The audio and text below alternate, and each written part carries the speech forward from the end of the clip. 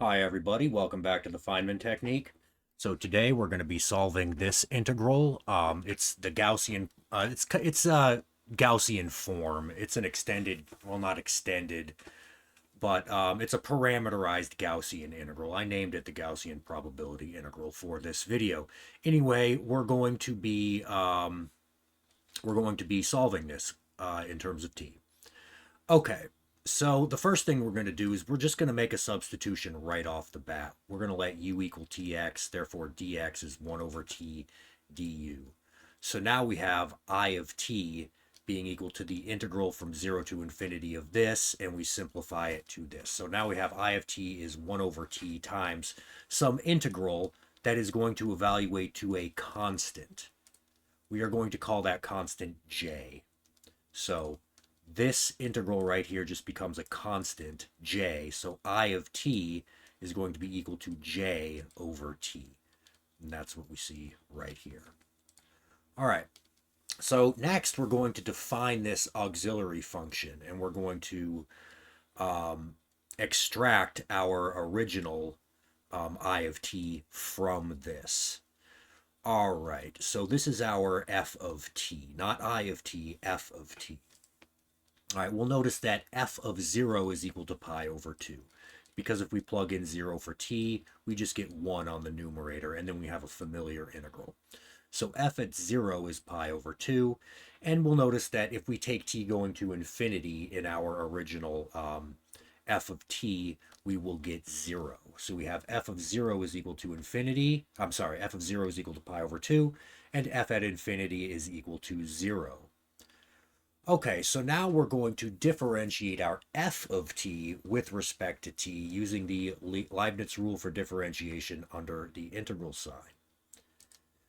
And if we take the partial of the only part that matters inside our integrand, the part that depends on t, this is that partial.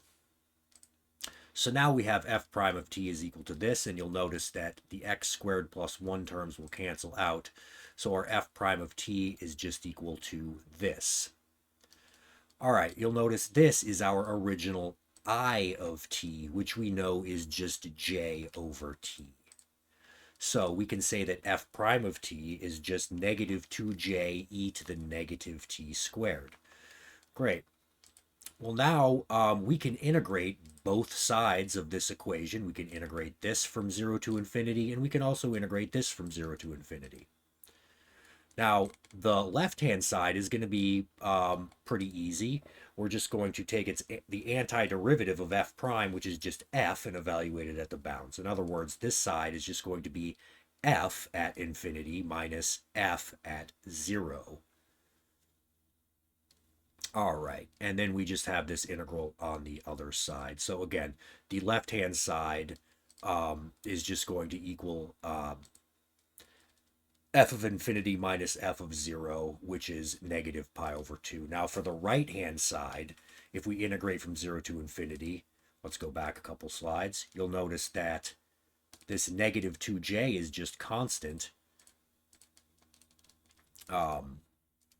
That negative 2j is just constant, and this integral right here is just j. So that the right-hand side evaluates to negative j squared. So now we have negative pi over 2 is equal to negative 2j squared, and from that you get j is equal to square root of pi over 2. Plugging that back into our original I of t, and we finally have that I of t is the square root of pi over 2t.